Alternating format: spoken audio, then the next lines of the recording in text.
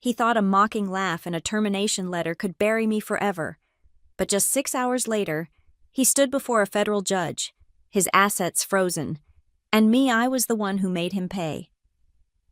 That morning, I'd walked into Silverline Capital Partners as their finance director. By sunset, I'd become the whistleblower who brought down an empire built on lies. This is how I turned the worst day of my career into his worst nightmare. My name is Isabel Morgan, and at 35, I'd spent the last decade climbing the unforgiving ladder of New York finance. As finance director at Silverline Capital Partners, I occupied a corner office on the 42nd floor of a Manhattan skyscraper that pierced the clouds like a glass needle. The view was spectacular. On clear days, you could see all the way to the Statue of Liberty, but I'd learned that the higher you climb in this city, the thinner the air becomes, and the more treacherous the fall. I wasn't born into this world of marble lobbies and seven-figure bonuses. My father taught high school mathematics in Queens, spending his evenings grading papers at our kitchen table while explaining derivatives to me, the calculus kind, not the financial instruments that would later dominate my life. My mother worked as a bookkeeper for a small accounting firm, bringing home stories about clients who tried to hide money from the IRS. Numbers don't lie, Isabel, she'd tell me over dinner. People do, but numbers never do. Those lessons shaped me. While my Ivy League colleagues at Silverline came from generations of Wall Street wealth, I'd earned my place through merit scholarships and 18-hour days. I'd started as an analyst at one of the Big Four, learning to spot irregularities in financial statements the way a detective learns to read crime scenes. By the time Silverline recruited me 5 years ago, I had a reputation for being incorruptible, a quality that was either highly valued or deeply threatening, depending on who you asked. The Silverline offices were designed to intimidate, Italian marble floors that clicked under your heels, original Rothkos on the walls, and conference rooms named after dead financiers whose portraits watched your every move. The air always smelled faintly of leather and ambition. At the center of this kingdom sat George Whitman, CEO and majority shareholder, a man who collected companies like trophies and treated federal regulations like suggestions.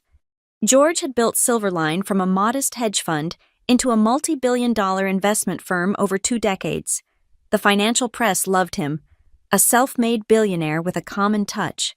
Known for his charity galas and quotable interviews about American entrepreneurship, in person, he was different.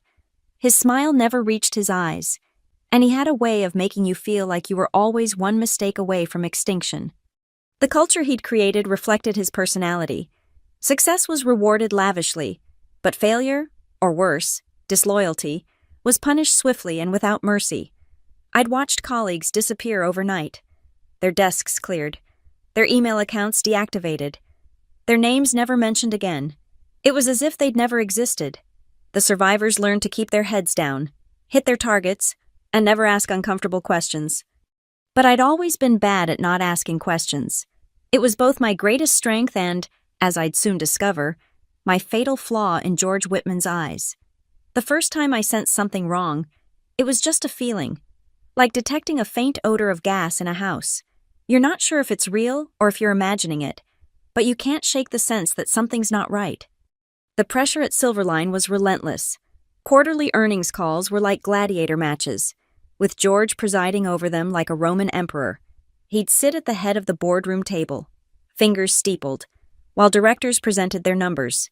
If you exceeded expectations, you might get a nod of approval, fall short, and you'd face a dissection that left you questioning your worth as a human being.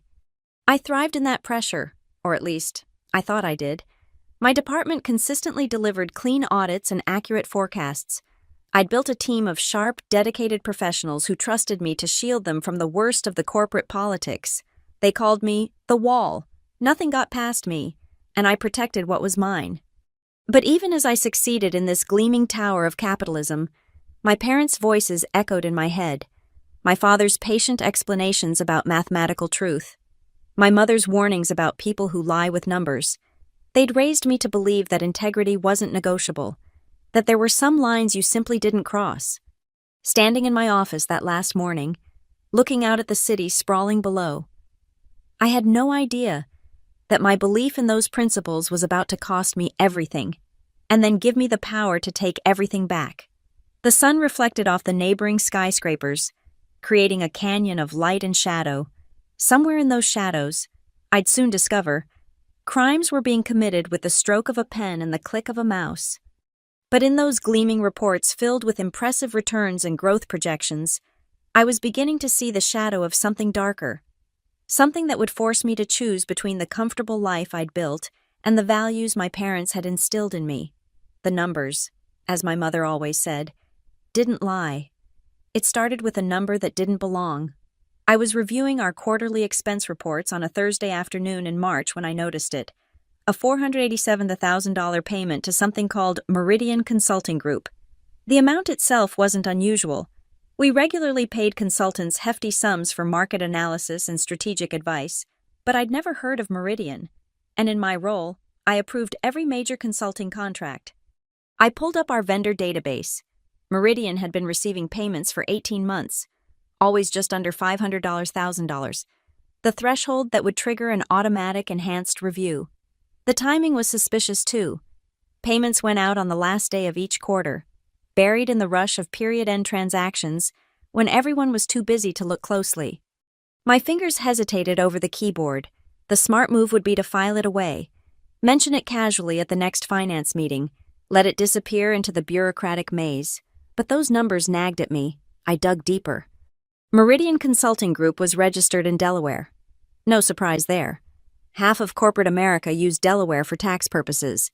But their listed address led to a mailbox service, and their website was a single page of corporate lorem ipsum. No client testimonials, no team bios, no description of services. It was a shell, as empty as the abandoned building. I traced the payments. They originated from our strategic development budget, authorized with George Whitman's digital signature. After leaving our accounts, the money took a curious journey, first to Meridian's Bank of America account, then within days, transferred to an account in the Cayman Islands. From there, the trail went cold. "You're working late again." I jumped, quickly minimizing my screen. Monica Reed stood in my doorway, her marketing director smile perfectly in place, but her eyes showed concern. We'd started at Silverline the same year, survived the same brutal initiation. She was the closest thing I had to a friend in this Shark Tank. "Quarter-end review," I said, trying to sound casual. "You know how it is." She stepped inside, closing the door behind her. "I know that look. Isabel, that's your something's wrong face." I hesitated. Monica had survived 5 years here by being smart and careful, but I needed to talk to someone. "Have you ever heard of Meridian Consulting Group?" Her smile faltered for just a second. "Why are you asking about Meridian?" My stomach dropped. "You know about them." Monica walked to my window, gazing out at the city lights beginning to twinkle in the dusk. 2 years ago, Brad from Strategic Development asked me the same question, said the payments didn't make sense. What happened to Brad? Promoted to our Singapore office, except when I reached out to congratulate him, his email bounced, LinkedIn profile gone. It's like he vanished. She turned back to me, her expression serious. "Drop it, Isabel. Whatever you think you found, it's not worth it." But I couldn't drop it. Over the next week, I worked carefully, downloading records to encrypted drives, taking photos of documents with my personal phone. I found more suspicious payments, not just to Meridian, but to a web of consulting firms that existed only on paper. Alpine Advisory, Constellation Partners, Vertex Solutions, all registered to mailbox services, all receiving regular payments just under reporting thresholds, all transferring money offshore within days. The total was staggering. Over 3 years, nearly $50 million had flowed through these ghost companies. That was $50 million stolen from our investors, from pension funds and university endowments that trusted us with their money. I started noticing things I'd missed before. Colleagues who'd ask seemingly innocent questions about my work, then report back to someone. My access to certain financial databases suddenly requiring additional approvals. IT performing routine maintenance on my computer twice in 1 week. They were watching me. The isolation crept in like fog. Conversations stopped when I entered the break room. Meeting invitations that used to include me mysteriously disappeared from my calendar. Even my team seemed nervous. offering tight smiles and avoiding my eyes. The message was clear: curiosity was contagious, and no one wanted to catch what I had. Late one evening, I sat alone in my office, surrounded by printed records and sticky notes mapping the financial web. The cleaning crew had come and gone, leaving me in a pool of desk lamp light in the otherwise dark floor. The weight of what I'd discovered pressed down on me. This wasn't just accounting fraud, it was systematic theft on a massive scale. And George Whitman's signature was on every authorization. Monica found me there at midnight. "Jesus, Isabel, you look like a conspiracy theorist." She surveyed my desk, her face grave. "You didn't listen to me." "I couldn't. You know I couldn't." She sighed, sinking into a chair. "I know. It's why you're good at what you do, and why you're about to become very dangerous to some very powerful people." She leaned forward.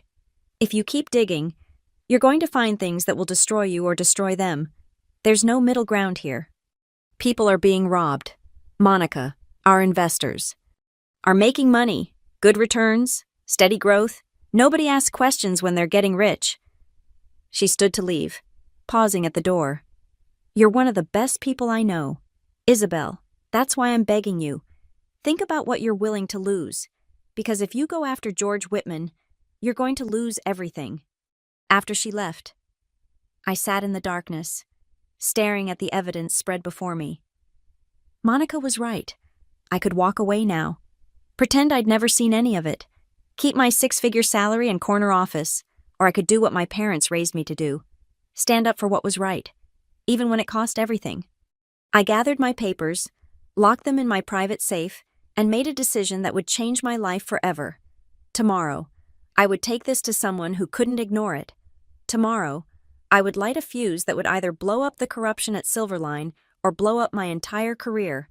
As I left the building, I didn't notice the security camera that tracked my movement a little too closely, or the black sedan that pulled out behind my taxi.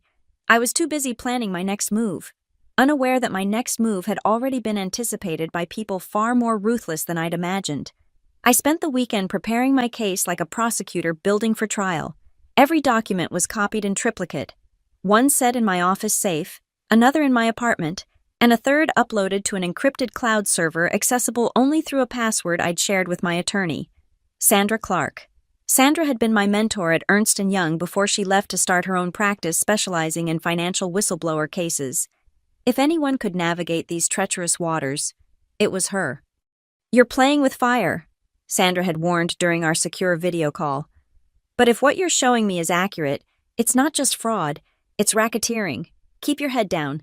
Document everything. And for God's sake, don't confront anyone alone." But I couldn't go straight to the authorities without giving my company a chance to address it internally. Despite everything, I still believed in protocol, in chain of command. Maybe that was naive, but I needed to be able to look at myself in the mirror and know I'd done things the right way. Monday morning arrived gray and drizzling, matching my mood. I'd scheduled a meeting with CFO Daniel Harris for 9 a.m. Daniel had been my champion when I joined Silverline, advocating for my promotion to finance director. He was brilliant, methodical, and had always struck me as someone who valued integrity. If anyone would listen, it would be him. His assistant showed me into his office, a smaller but still impressive space on the 40th floor. Daniel stood with his back to me, looking out at the rain-slicked city, at 62. He still cut an imposing figure, though I noticed his shoulders seemed more stooped than usual. "Isabel," he said without turning, "I was wondering when you'd come to see me." My blood chilled. "You know why I'm here." He finally faced me, and I was shocked by how tired he looked. Deep lines creased his face, and his usually sharp eyes were dull. "Sit down, please." I remained standing. "Daniel, I've discovered systematic fraud. $50 million siphoned through shell companies. I have documentation." "Stop." He held up a hand, closing his eyes. "Just stop." "You knew?" It wasn't a question. He sank into his chair, suddenly looking every one of his 62 years. "I've known for 18 months. Do you think you're the first person to notice, the first to come to me with righteous indignation and a folder full of evidence? Then why haven't you?" "Because I have a daughter at Stanford Medical School, a wife undergoing chemotherapy, a mortgage on a house I've lived in for 20 years. His voice was bitter. Because when you've been in this game as long as I have, you learn that some battles can't be won. I felt like the floor had dropped out from under me. Daniel Harris, my mentor, the man I'd thought represented the best of corporate leadership, was complicit. They're stealing from our investors, I said quietly. Our investors are making 18% annual returns. Nobody's complaining. He leaned forward, his voice urgent. Isabel, you're brilliant. You have a future here. Don't throw it away for a principle that won't change anything. What happened to the others who found out? His silence was answer enough. Brad from Strategic Development, I pressed. Took a generous severance package and signed a very comprehensive NDA. He's living quietly in Costa Rica now, from what I understand. Smart man. And the ones who weren't smart? Daniel's face darkened. Rachel Martinez tried to go to the SEC. Her computer was found to contain insider trading evidence. Fabricated, of course, but convincing enough. She's serving 3 years in federal prison. Tom Walsh was going to the press. His car went off the Taconic Parkway in the rain. Blood alcohol level twice the legal limit, they said, though his wife swears he'd been sober for 5 years. My hands were shaking.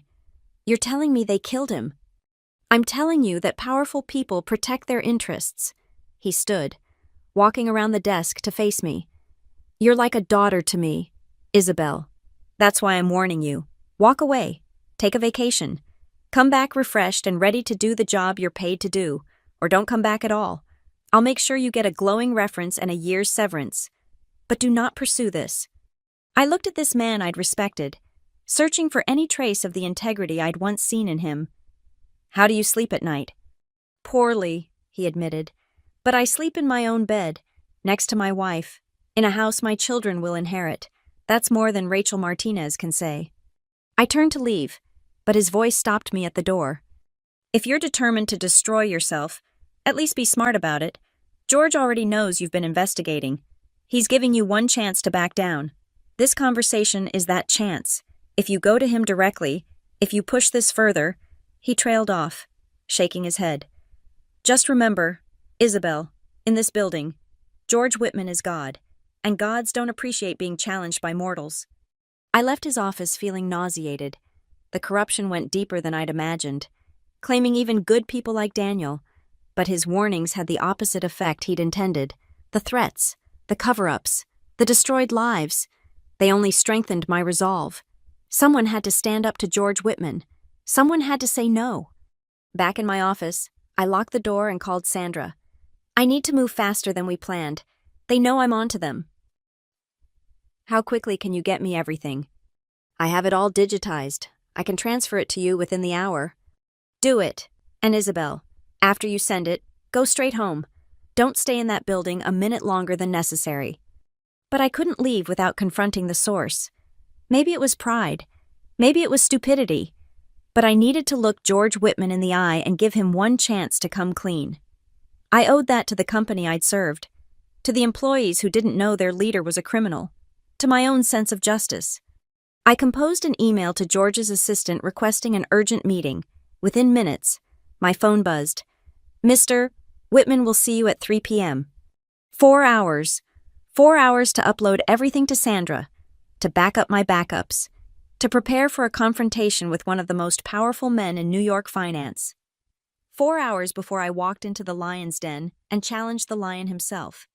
I thought about Daniel's warnings, about Rachel in prison and Tom in his grave. Fear crawled up my spine like ice water. But then I thought about my parents, about their unwavering belief in doing what's right, about the pension funds and university endowments being robbed blind, about all the employees who worked honestly while their leader stole millions. The rain had stopped, and weak sunlight filtered through my window. I took it as a sign. Whatever happened at 3 p.m., I was done being complicit through silence. I was done letting fear win. I opened my laptop and began uploading files to Sandra's secure server. With each transfer, I felt a weight lifting. I was past the point of no return now, and somehow, that made me feel freer than I'd felt in years. At 2:55 p.m., I stood outside the executive conference room on the 51st floor, my heart hammering against my ribs. Through the glass walls, I could see George Whitman sitting alone at the massive mahogany table, reviewing something on his tablet. He looked exactly like his press photos. Silver hair perfectly styled, custom suit that probably cost more than most people's cars, an aura of absolute control. His assistant, a young woman who looked terrified of her own shadow, opened the door. "Ms. Morgan, Mr. Whitman will see you now." I entered the room, my heels clicking on the marble floor. The space was designed to intimidate, floor-to-ceiling windows offering a commanding view of Manhattan, artwork that belonged in museums, and that table, polished to a mirror shine, where deals worth billions were made and broken. George didn't look up. "Sit." I remained standing. "I prefer to stand." That got his attention. He set down his tablet and really looked at me for the first time. His eyes were the pale blue of winter ice, and just as cold. "Isabel Morgan, our rising star. Daniel tells me you've been working very hard lately, perhaps too hard." "I've been doing my job." "Have you—" He leaned back in his chair, fingers steepled. "Because from what I understand, you've been spending a lot of time looking into matters well outside your purview, asking questions about approved vendor relationships, making people nervous. I've discovered systematic fraud. Mr. Whitman, $50 million funneled through shell companies to offshore accounts. Your signature is on every authorization." He smiled then, and it was like watching a shark bare its teeth. "That's a very serious accusation, Ms. Morgan, the kind that could destroy careers, end lives. Even, I hope you have more than speculation. I have documentation, transaction records, account numbers, the entire paper trail. Do you?" He stood, walking slowly around the table toward me. I forced myself not to step back. "And what exactly do you plan to do with this documentation?" "I'm giving you a chance to come clean, to make this right, return the money, cooperate with authorities. It's not too late to minimize the damage." He laughed, a sound devoid of humor. "You're giving me a chance. How generous." He stopped just inches from me, close enough that I could smell his cologne, something expensive and oppressive. "Let me explain something to you, Ms. Morgan, this building, this company, the very job that puts food on your table, it all exists because I built it. Every employee, from the janitors to executives like yourself, feeds from my hand. That doesn't give you the right to steal." "Steal." His voice rose slightly. "I've created billions in wealth. I've made more millionaires than you can count. What's 50 million compared to that rounding error? A finder's fee for the value I generate." "It's fraud. It's illegal." "Legal. Illegal. These are constructs for people who can't afford good lawyers." He returned to his seat, his demeanor shifting back to calm control.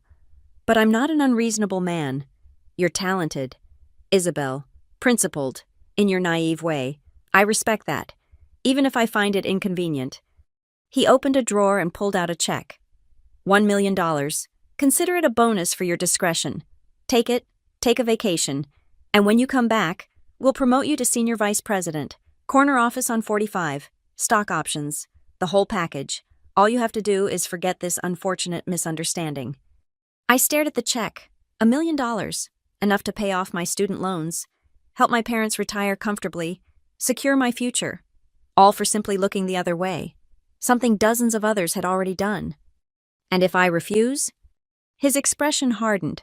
"Then you'll be terminated for cause. We'll find irregularities in your expense reports. Trust me, everyone has them. Your reputation will be destroyed. You'll be unemployable in finance, and that's if you're lucky. Like Rachel Martinez was lucky or Tom Walsh." Something flickered in his eyes, surprised that I knew those names. "I have no idea what you're talking about, but I do know that finance is a small world. Ms. Morgan, cross me, and you'll find out just how small." I straightened my spine, meeting his gaze. "My parents raised me to believe that integrity isn't for sale, not for $1 million, not for any amount." "Your parents?" He shook his head with mock sympathy. "A teacher and a bookkeeper. Weren't they? No wonder you have such quaint notions about right and wrong. This is the real world. Isabel, up here, we play by different rules." "No," I said quietly. "You play by different rules. The rest of us are just trying to do our jobs honestly." His face flushed with anger. "You sanctimonious little nobody. Do you think you matter? Do you think your pathetic investigation matters? I could buy and sell your entire bloodline with what I spend on jet fuel. Maybe, but you can't buy the truth. He stood abruptly, slamming his palm on the table. Get out, clear your desk, and get out of my building. Security will escort you, and Ms. Morgan, if you're thinking of going to the authorities, remember, I have resources you can't imagine. I will destroy you, your family, everyone you've ever cared about. You'll wish you'd taken the check. I turned to leave, pausing at the door. You know what the difference is between us, George. You think power means being feared, but real power is doing what's right, even when it costs you everything, especially then. Spare me the philosophy lesson from someone about to be unemployed. I left without another word, my legs shaking but my resolve firm. In the elevator, I texted Sandra. Meeting over. They chose the hard way. Be ready. As I descended from the executive floor, I thought about the check I'd refused, the threats I'd ignored, the comfortable life I was about to lose. But I also thought about my father, patiently explaining that truth was truth, no matter who denied it, about my mother, insisting that numbers don't lie, even when people do. By the time the elevator reached my floor, I was ready. George Whitman thought he was God in this building. He was about to learn that even gods can fall, especially when they've built their heaven on a foundation of lies. I had less than an hour before security came for me, an hour to gather my personal items, say goodbye to 5 years of my life, and prepare for war. Because that's what this was now, war. And unlike George Whitman, I had something more powerful than money or connections. I had the truth, and in 6 hours, he'd learn just how much that was worth. The knock came at 4:17 p.m. I'd managed to download my personal files and delete my browser history, but I'd hoped for more time. Through my glass door, I saw them. 2 security guards flanked by someone from HR and, surprisingly, one of Silverline's in-house attorneys. Come in, I called, not bothering to look up from my computer. The HR representative, a nervous woman named Patricia, whom I'd always been kind to, couldn't meet my eyes. Ms. Morgan, I'm afraid we need you to step away from your computer. Of course, I pushed back from my desk, keeping my hands visible. I'd been through enough corporate terminations to know the script. The attorney, a sharp-featured man named Brennan, stepped forward. Isabel Morgan, you're being terminated for cause. Effective immediately. You're accused of unauthorized access to confidential company data, breach of fiduciary duty, and attempted corporate espionage. Espionage. I almost laughed. Is that what we're calling internal audits now? Furthermore, he continued, ignoring me, you've been reported for creating a hostile work environment and spreading malicious rumors intended to damage the company's reputation. Patricia finally spoke, her voice barely a whisper. We'll need your company phone, laptop, keycard, and any other company property. I complied, placing each item on the desk. The security guards watched me like I might bolt for the server room.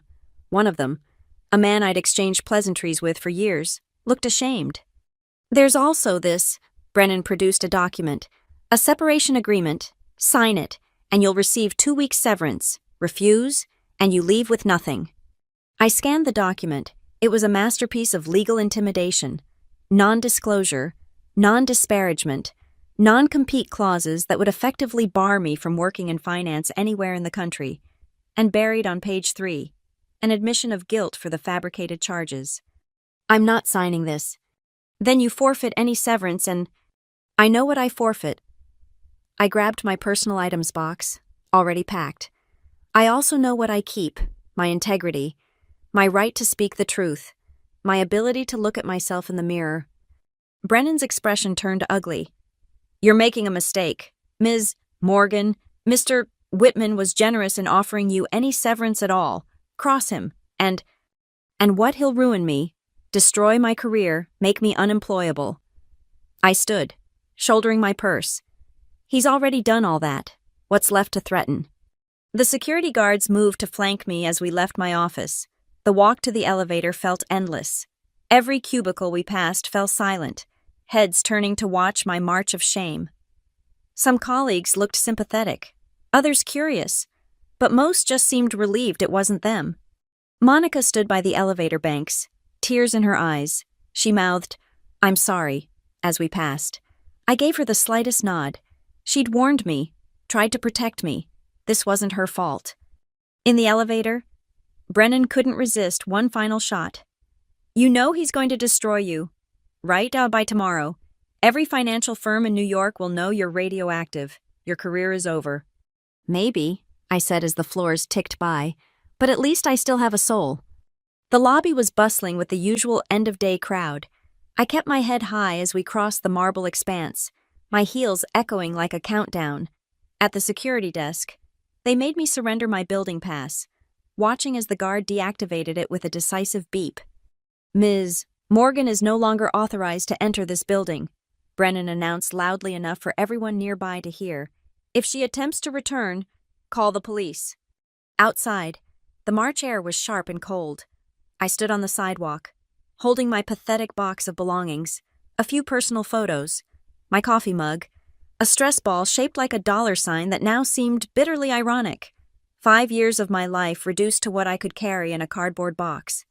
My phone, my personal one, buzzed. "Sandra. Are you out?" "Just left. They hit me with everything. Espionage, hostile work environment, the works." "Good. The more aggressive they are, the better it looks for us. Where are you now?" "Standing outside like an idiot with a box." "Get in a cab. Come straight to my office. Do not go home first. Do not stop anywhere. We have work to do." As I hailed a taxi, I caught my reflection in the building's glass facade. I looked small, defeated, one more casualty of corporate warfare, but in my eyes, I saw something George Whitman had missed: determination. He'd laughed while signing my termination, certain he'd won. The cab pulled up, and I slid inside, giving Sandra's address. As we pulled away from Silverline Capital Partners, I allowed myself one look back at the gleaming tower. Somewhere up there, George was probably celebrating, confident he'd crushed another threat to his empire. "Rough day?" the cabbie asked, eyeing my box in the rearview mirror. "You could say that. Well, tomorrow's another day, right?" I almost smiled. Tomorrow, in less than 6 hours. Actually, George thought he'd ended my story, but he'd only finished the first chapter. The real story, the one where a terminated finance director brought down a corrupt CEO, was just beginning. My phone buzzed again. "Sandra. FBI Financial Crimes Unit is very interested in our package. Meeting scheduled for 7 p.m. I typed back, "Tell them I'll be there." The city blurred past the taxi window, thousands of offices where people were finishing their day, going home to their families, their lives intact. I envied them for about 30 seconds. Then I remembered my parents' lessons, remembered why I'd started this fight. George Whitman had taken my job, my career, my professional reputation. He'd humiliated me, threatened me, tried to buy me, but he'd made one crucial mistake. He'd let me walk out alive, with my evidence intact and my determination doubled. In his arrogance, he'd created his own worst enemy, someone with nothing left to lose and everything to prove. The taxi turned onto Sandra's street, and I gripped my box tighter. Phase 1 was over. I'd been terminated, discredited, expelled from the kingdom. Now came Phase 2, bringing the kingdom down. 6 hours, that's all I needed. 6 hours to turn the tables, to transform from victim to victor. George Whitman had laughed while firing me. Soon, it would be my turn to laugh. Sandra Clark's office was a fortress of legal books and case files, occupying the entire top floor of a converted brownstone in Tribeca. Unlike Silverline's sterile corporate environment, this space breathed urgency and justice. Sandra herself was waiting at the door, 55 years old, silver-streaked hair pulled back severely, wearing the kind of suit that said she meant business. "You look like hell," she said, pulling me into a quick hug. "Come on. We have 90 minutes before the FBI arrives." Her war room was already set up. Multiple computers, printers, secure phone lines, and a team of 3 associates who looked up briefly before returning to their screens. The walls were covered with flowcharts I recognized, my documentation transformed into a prosecutorial roadmap. "First things first," Sandra said, guiding me to a chair. "Are you hurt?" Threatened. "Do we need protection?" "Just terminated and humiliated," George made threats, but nothing immediate. Good. Marcus, get her some coffee. Real coffee, not that swill from downstairs. One of the associates jumped up. Sandra pulled up a chair across from me. Now, tell me everything, every word, every threat, every detail. I recounted the meeting with George, watching her expression darken with each revelation. When I mentioned the $1 million bribe, she actually smiled. He tried to buy you off, in his own conference room. The arrogance of these people never ceases to amaze me. She turned to another associate. Jennifer, make sure we note the attempted bribery. That's another felony charge. Can we really make this stick? I asked, suddenly feeling the weight of what we were attempting. He has unlimited resources, the best lawyers. Isabel, Sandra's voice was firm. I've taken down bigger fish than George Whitman. What he has in money, we have in evidence, and more importantly, we have the truth. That still counts for something in federal court. She walked me through what would happen next. The FBI's Financial Crimes Division had been building a case against several hedge funds for similar schemes. My evidence was the missing piece they needed to connect it all to Silverline. Agent Sarah Delacroix will lead the interview. She's tough but fair. Tell her everything. Hold nothing back. The more detail you provide, the stronger our case. What about protection? George threatened my family. Already arranged. FBI will provide security if needed. But honestly, once we file tonight, George will have bigger problems than revenge. He'll be too busy trying to save himself. Marcus returned with coffee, strong and black, exactly what I needed. As I sipped, Sandra pulled up documents on her screen. While you were being terminated, I filed a whistleblower complaint with the SEC. You're now protected under federal law. Any retaliation is a separate crime. She smiled grimly. I also took the liberty of alerting a few journalist friends. Nothing specific yet, but they're ready to run with the story once the FBI moves. How fast will this happen? If the evidence is as solid as I think, very fast. White-collar criminals are flight risks. The FBI will want to move before George can liquidate assets or flee the country. The next hour was a blur of preparation. Sandra's team prepped me for the FBI interview, reviewing key documents, organizing evidence chronologically. They transformed my shocked anger into focused testimony. At 6:45, the buzzer rang. Sandra checked the security monitor. They're here, ready. I wasn't, but I nodded anyway. Agent Sarah Delacroix was not what I expected. Petite, mid-40s, with kind eyes that missed nothing. Her partner, Agent Chen, was older, with the weathered look of someone who'd seen too much corporate greed. Ms. Morgan, Delacroix said, shaking my hand. Thank you for coming forward. I know this isn't easy. It's the right thing to do. Yes, she said simply. It is. The interview was exhaustive. They wanted everything. Dates, amounts, names, methods.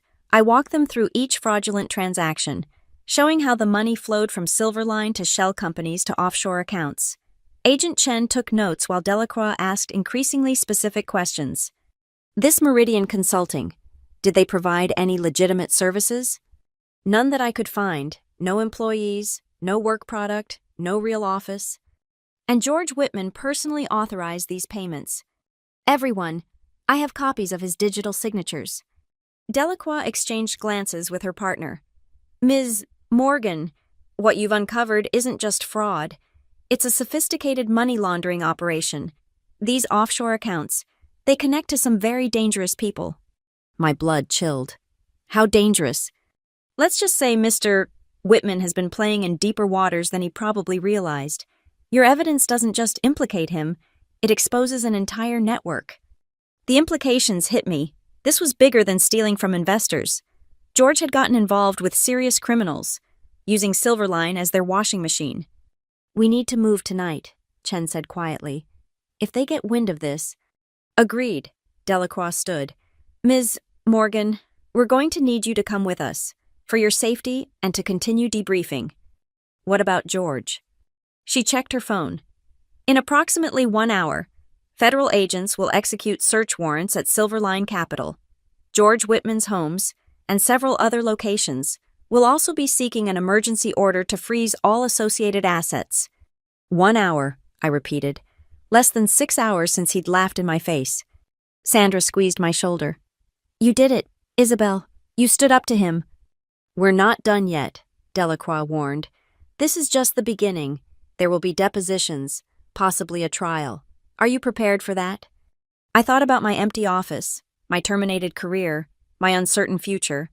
Then I thought about Rachel Martinez in prison for trying to do the right thing. Tom Walsh, dead on a rain-slick highway. All the investors being robbed. All the employees working honestly while their CEO stole millions. I'm prepared. Delacroix smiled, the first real warmth I'd seen from her. Good. Then let's go make some history. It's not every day we get to take down a Wall Street titan. As we prepared to leave for the FBI field office, my phone buzzed with a text from Monica. News vans pulling up to Silverline. What did you do? I typed back what I had to. Sandra walked us to the door. Remember, Isabel, you're not just fighting for yourself. You're fighting for everyone who's ever been crushed by people like George Whitman. Make it count. I stepped into the FBI sedan, my cardboard box of possessions left behind in Sandra's office. I wouldn't need those remnants of my old life where I was going. That life had ended at 4:17 p.m. when security knocked on my door. My new life, as a federal witness, a whistleblower, a fighter for justice, began now, and in less than an hour, George Whitman would learn that sometimes the people you destroy come back to destroy you. The sedan pulled into traffic, heading downtown toward Federal Plaza. Behind us, the sun was setting over Manhattan, painting the sky the color of blood and gold.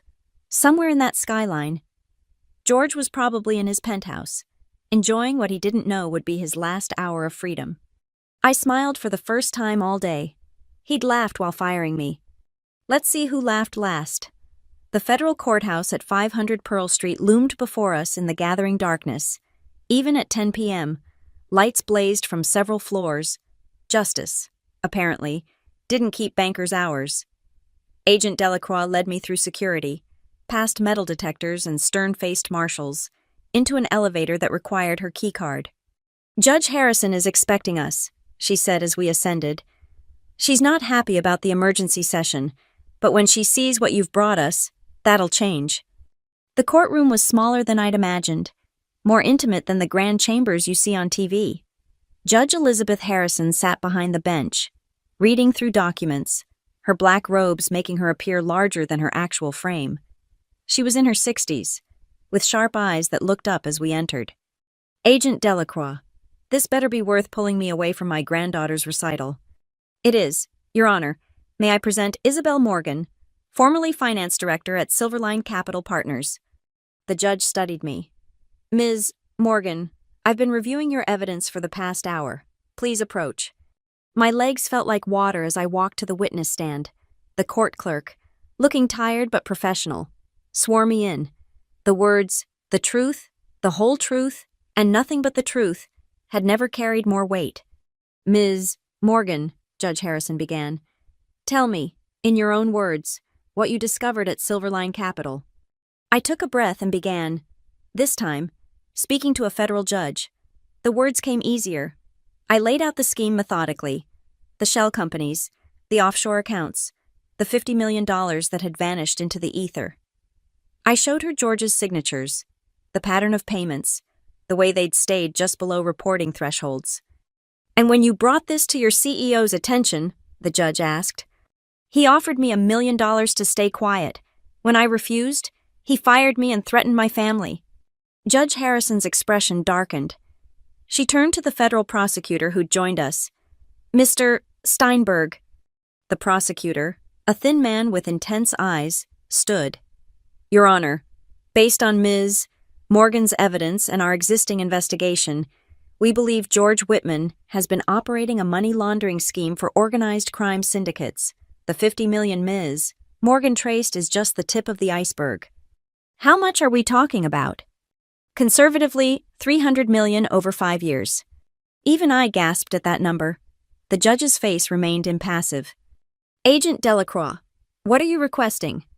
An immediate asset freeze order, Your Honor. Mr. Whitman has properties in New York, Connecticut, and Florida, plus significant offshore holdings. He also keeps a private jet at Teterboro. We believe he's a significant flight risk. Judge Harrison turned back to me. Ms. Morgan, I need you to understand something. If I grant this order based on your testimony, you'll be putting yourself in significant danger. These aren't just white-collar criminals we're dealing with. Are you prepared for that? I thought about all the times I'd stayed silent, played it safe, looked the other way. Your Honor, they've already taken my career. If I don't stand up now, they'll just do it to someone else. So yes, I'm prepared. She nodded slowly. Very well, turning to her clerk. I want the asset freeze order drafted immediately.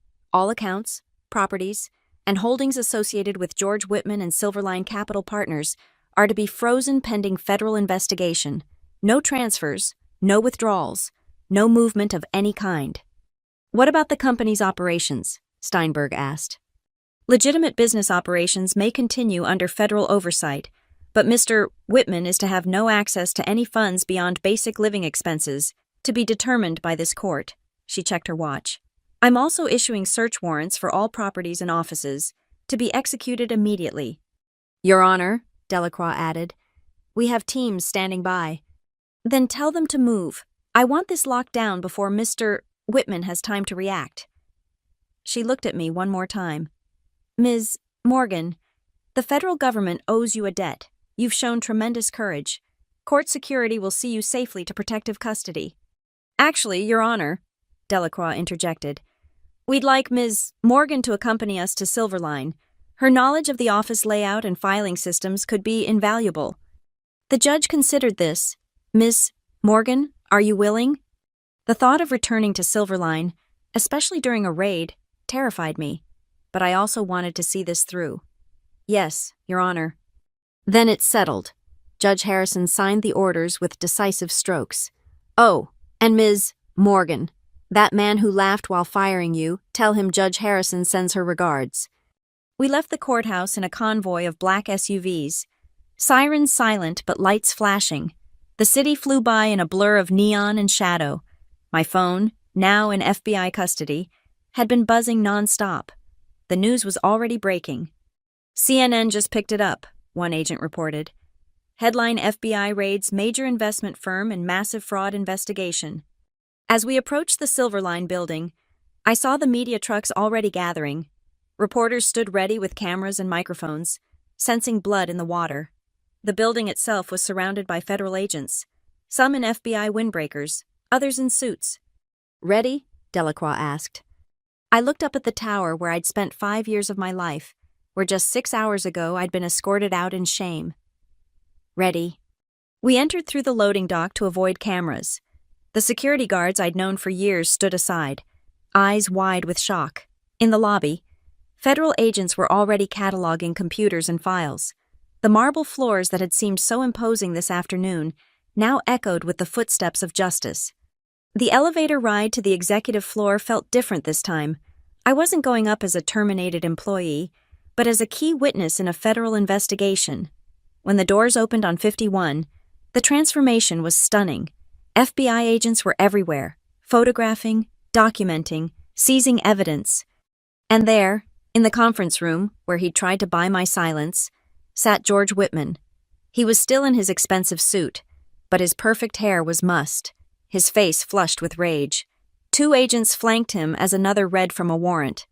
He saw me through the glass, and his expression shifted from anger to disbelief to pure hatred. He said something to his lawyer, who shook his head firmly. Delacroix guided me past the conference room, but not before I caught George's eye one last time. I didn't smile, didn't gloat. I simply nodded, the way you might acknowledge a defeated opponent who'd played the game and lost. Ms. Morgan, an agent called out, we need you to identify which computers had access to the offshore transfer systems. I went to work, professional and focused, helping them understand our systems, showing them where the real records were kept, which files contained the evidence they needed. It was surreal, being back in these offices as part of the team taking them apart. At one point, I passed my old office. Someone else's belongings were already on the desk. George hadn't wasted any time replacing me, but it didn't matter now. That office, that life, that version of me who'd kept quiet and played along, she was gone. Isabel. Monica stood in the hallway, eyes wide with shock. What? How? I told you I couldn't let it go, I said simply. She looked around at the federal agents, at George being questioned in the conference room, at the empire crumbling before our eyes. You did this. You actually did this. No, I corrected. George did this. I just refused to let him get away with it. As dawn broke over Manhattan, painting the sky in shades of justice, I stood in what had been George Whitman's office, watching federal agents catalog evidence of his crimes. 6 hours ago, he'd laughed while firing me, certain he'd won. But I'd kept my promise to Judge Harrison. I'd delivered her message, not in words, but in actions. The man who thought he was untouchable had been touched by something more powerful than money or connections. He'd been touched by the truth. The sun climbed higher over Manhattan as federal agents continued their methodical dismantling of George Whitman's empire. By 7 a.m., news vans surrounded the building like vultures, their reporters breathlessly updating a captivated audience. Silverline Capital frozen, the headlines screamed. CEO under federal investigation for $300 million fraud. I stood outside the building, exhausted, but oddly exhilarated, giving my statement to Agent Delacroix. The FBI had found even more than we'd expected. Encrypted drives hidden in George's office containing records of transactions with known criminal organizations, evidence of bribery, and communications that revealed the scheme went back nearly a decade. We'll need you to remain available for the coming weeks, Delacroix said. There'll be grand jury testimony, depositions. I'll be there, I assured her. Every step of the way. A commotion at the building's entrance caught our attention. George Whitman was being led out in handcuffs, flanked by federal agents. The man who'd strutted through these doors like a king just yesterday now shuffled forward, his designer suit wrinkled, his face drawn and pale. The cameras went wild, reporters shouting questions he couldn't answer. As they guided him toward a waiting federal vehicle, our eyes met. The arrogance was gone, replaced by something I'd never seen in George Whitman before. Fear. Real, bone-deep fear. The kind you feel when you realize your money can't save you, your connections can't protect you, and your threats mean nothing to the machinery of justice. He was loaded into the car, and just like that, the man who'd controlled billions, who'd held careers and lives in his palm like toys, disappeared behind tinted windows. The New York Times would later report that he was denied bail, deemed too great a flight risk. His assets, all $500 million worth, remained frozen. Ms. Morgan. A familiar voice made me turn. Daniel Harris stood there, looking older than his years, but somehow lighter. I wanted to apologize, and to thank you. For what? For doing what I was too cowardly to do. The FBI found evidence that George was planning to frame me for the entire scheme. If you hadn't acted when you did. He shook his head. I'll be testifying too. It's time I remembered what integrity means. Over the following days, the dominoes fell rapidly. 17 more arrests were made, including several offshore bankers and 2 other Silverline executives. The company itself was placed under federal oversight, with a court-appointed CEO brought in to clean house and protect the legitimate investments. Rachel Martinez was released from prison after the evidence against her was revealed to be fabricated.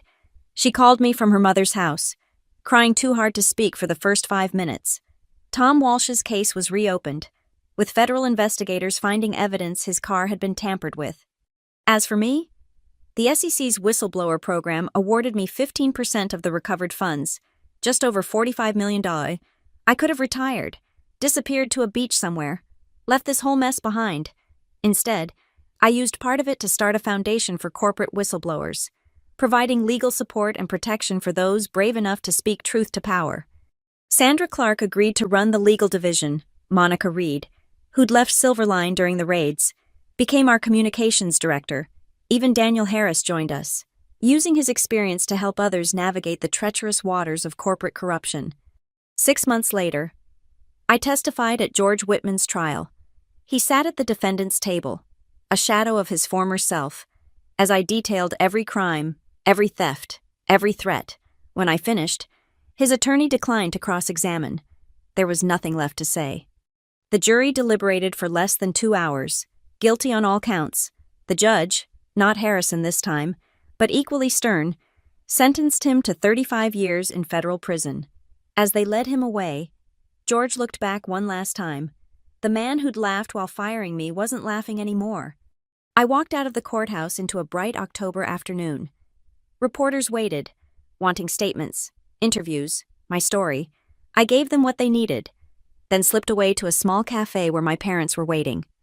"We're so proud of you," my mother said, tears in her eyes. My father, ever the mathematician, just smiled. "You balanced the equation," he said simply. "Made it all add up right." That night, I stood on my new apartment's balcony. Nothing as fancy as my old place, but it was honest, paid for with clean money. The city sparkled below, full of ambition and dreams, and yes, corruption too. There would always be George Whitmans, people who thought power meant the right to steal, to destroy, to laugh at those they crushed. But there would also always be people like me, people raised to know that numbers don't lie, people who understood that integrity isn't for sale, people willing to lose everything to do what's right. George Whitman had laughed while firing me, thinking he'd destroyed another inconvenient truth-teller. Instead, he'd created his own destroyer. In trying to silence me, he'd given me the loudest voice of all, the voice of justice. 6 hours, that's all it had taken to turn the tables, to transform from victim to victor. 6 hours to prove that sometimes, just sometimes, the good guys win. As I looked out at the city I'd always call home, I thought about everyone still trapped in their own silver lines, afraid to speak up, afraid to fight back, to them.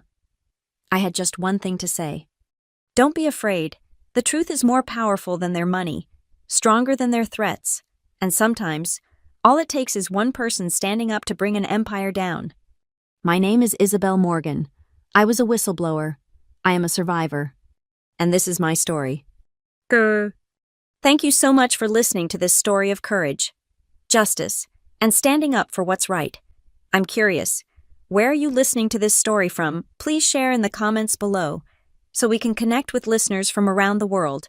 If this story inspired you or made you think, please subscribe to the channel and share your thoughts. What would you have done in Isabel's situation? Let's discuss in the comments.